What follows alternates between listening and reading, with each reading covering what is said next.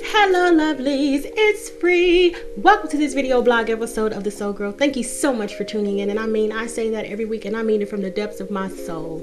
If you did not get an opportunity to go back and watch last week's video about consent, trust me and understand with all of me, it was one of the most important messages that I could ever give, and it was a little bit out of my process and structure, but it was a message that I felt like I needed to give. So please go back, check it out. You don't have to sit and watch it. You can listen to it while you're doing something else, but the message is important. Men, women, indifferent, it's important because consent is everything.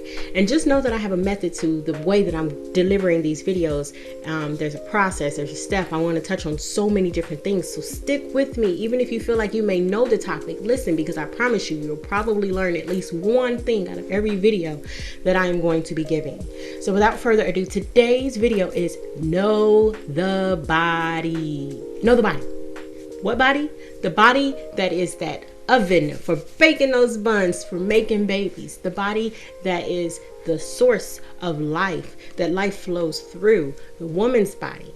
So if you're in a heterosexual relationship, this message is important to both sides, male and female. And if you're not, please understand, I mean no disrespect. We're talking about making babies and understanding ovulation. That's what this topic is about. So, first thing that should always be done in any relationship before we become sexually active with someone else, so our significant other, our sexual partner, before we step into that, one of the most important things that I feel like we need to understand and do is to have a discussion. Where does that person, how do they feel about children? Do they want to have children? What point do they want to have children? Are they ready for children? You know, what are the classifications and the qualifications of a significant other that is willing to have a child? These are things that we should really discuss because we don't want to have any slip-ups.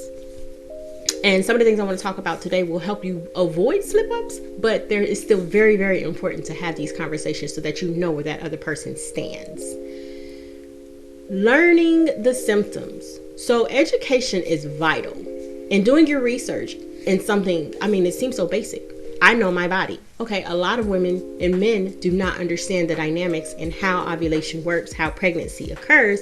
You just know you have sex, it happens. Okay, whatever, but that's not actually how it happens. It's actually almost a miracle that it happens. I think I read somewhere that scientists believe like there's a 25% chance even when a woman is ovulating that she gets pregnant. And it might be actually smaller than that. So the fact that there is conception is a pretty miraculous thing, not even getting into the energetics and what goes on behind the scenes that they aren't even thinking of as scientists. Okay, so make those conversations held and educate yourself on what the signs and symptoms of ovulation, because that is the end all be all pretty much when it comes to a woman having a child.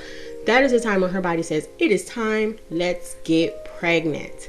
So my suggestion is that as a woman or as a couple, you take the time to learn the woman's body for 3 months. And I'm not saying that you can't have sex for 3 months, but at least kind of get a calendar, see, okay, does she have a 28-day cycle? Does she have a 25-day cycle? Does she have a 30-day cycle? And at what point in that cycle does she normally ovulate?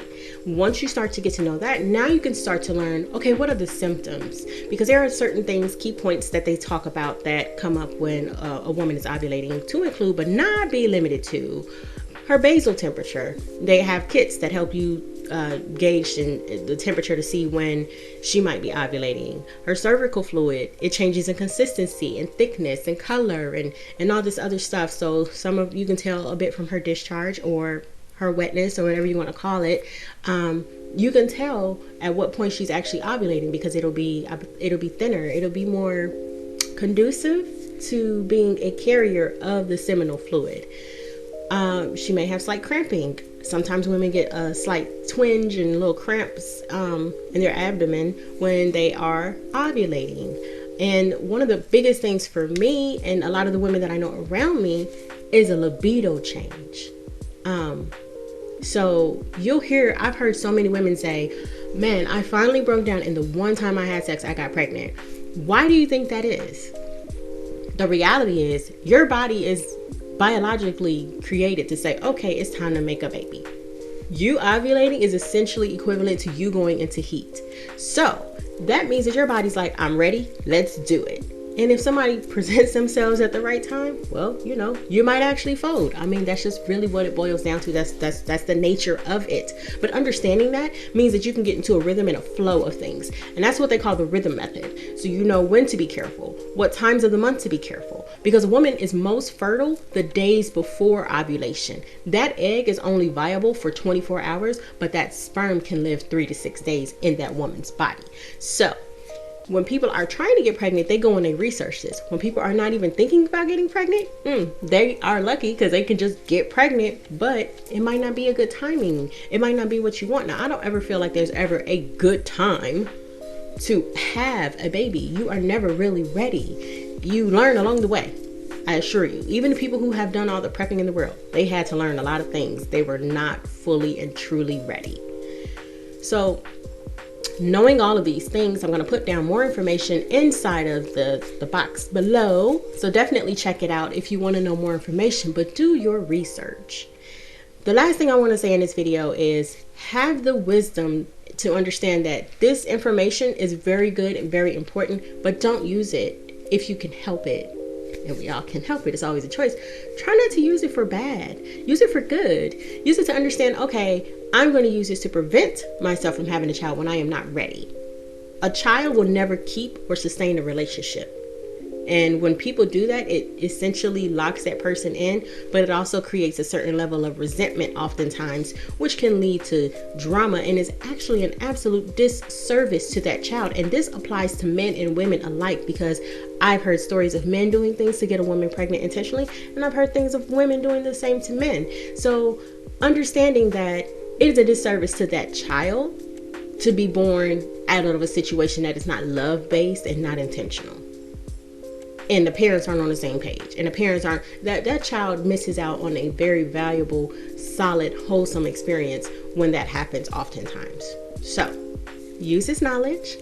Don't forget to tap in, tune in, keep up with the rest of the videos, because I really want to touch on many of these topics a little more in depth as necessary. Thank you so much for your time. I hope you have an amazing day. Peace, love, and light. Remember, my information is always in the description. If you have any questions, leave your comments and concerns below. Love and light to you guys. I hope you're sustaining. Mwah.